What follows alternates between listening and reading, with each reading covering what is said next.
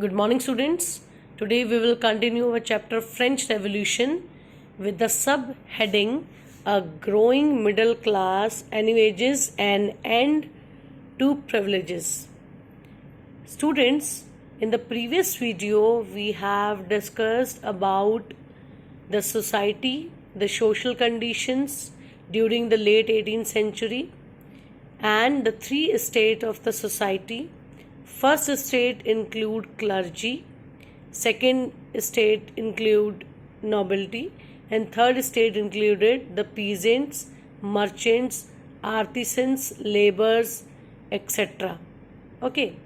In this video, we will discuss about a new social group or a new social class emerged during 18th century. This class was known as middle class. Means a section of third state became prosperous and educated. This section was known as middle class. आपको पता है जो वो third state था peasant labours merchants वाला, उसी में से कुछ लोग एजुकेटेड हुए और प्रॉस्परस हुए. Means they earn wealth. Okay, तो who were included in the middle class? These were the merchants, traders, lawyers, manufacturer, etc. Okay, and how? Next question आता है हमारा, how they became wealthy or prosperous. कैसे बने? They earn money through overseas trade and manufacturing of goods like woolen, silk textile that were either exported or brought by the richer section of the society. Means at that time जब European industries थी उनके साथ इन लोगों ने trade किया और उन चीज़ों की मैन्युफैक्चरिंग की जिनकी डिमांड सोसाइटी के सबसे रिचर सेक्शन को होती थी. Okay, in this way this section became prosperous and they earn wealth. Okay, now the middle class also got a voice to oppose. In the first video we have discussed about the introduction of French Revolution और हमने देखा कि an event broke on 14 July 1789 and what were the reason behind this outbreak. हमने पढ़ा था क्योंकि वो लोग राजा से परेशान थे, वो अपनी भूख को लेकर परेशान थे, उसके खिलाफ उन्होंने आवाज़ उठाई. ठीक है, सोसाइटी में प्रिविलेजेस को लेकर आवाज़ उठाई गई. तो middle class also got a voice to oppose. तो what were the belief of this middle class? First, they believed that no group should be privileged by birth. इनका मानना था कि किसी को भी बर्थ के आधार पर कोई फैसिलिटी, कोई बेनिफिट्स नहीं मिलने चाहिए. Means every person social condition must be based on merit, not on birth. मतलब योग्यता के आधार पर लोगों को फैसिलिटी और प्रिविलेजेस मिलने चाहिए, ना कि बर्थ के आधार पर. ठीक है.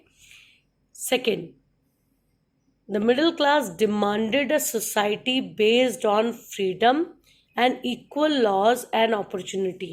इनका मानना था कि everybody were equal before law and the society based on freedom and everybody get equal opportunity in all walk of life. Her field में सबको बराबर अधिकार मिले, सोसाइटी फ्रीडम पर बेस्ड हो और सभी कानून की नज़रों में इक्वल हो.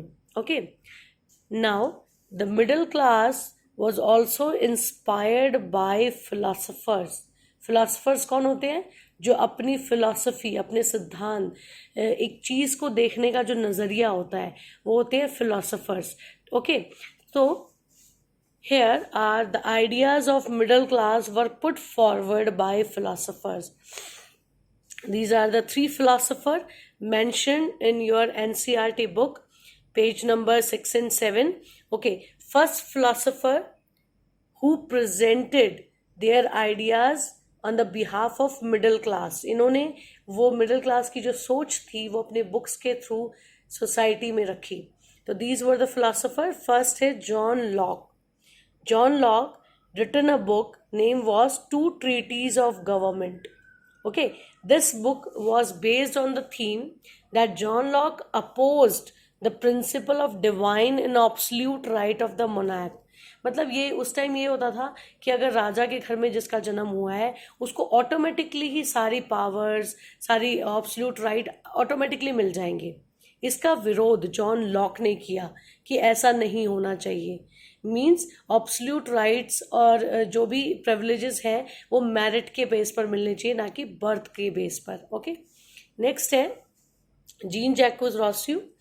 ये एक नेक्स्ट फिलोसोफर है and he wrote a book name was The Social Contract.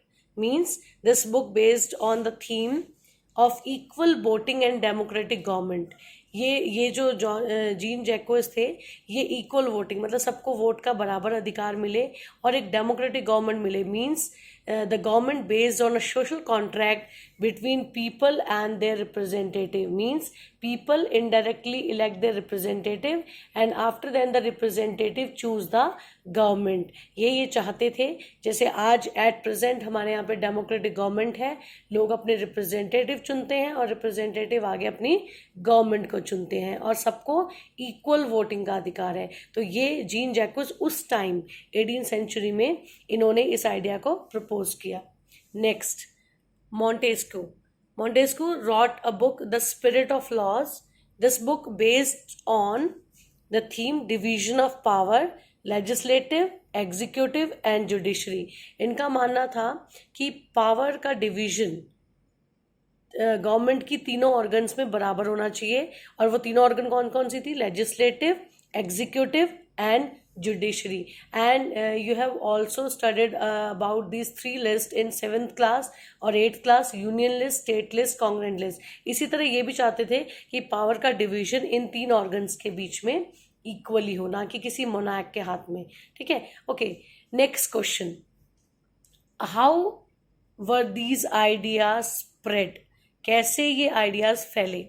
Basically these idea were discussed in public places. Public places में डिस्कस होने लगे like salon and coffee shops and spread among the people through book and newspaper. Books और newspaper के थ्रू भी ये idea लोगों में बहुत तेज़ी से फैले और दीज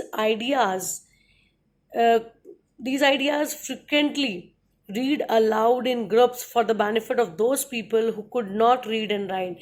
ये पब्लिक में मतलब डिस्कस भी होने लगे, ज़ोर ज़ोर से पढ़े जाने लगे ताकि उन लोगों को इसका फ़ायदा हुआ जो ना तो लिख सकते हैं ना पढ़ सकते हैं. Okay, after this news Louis 16 plan to impose further taxes.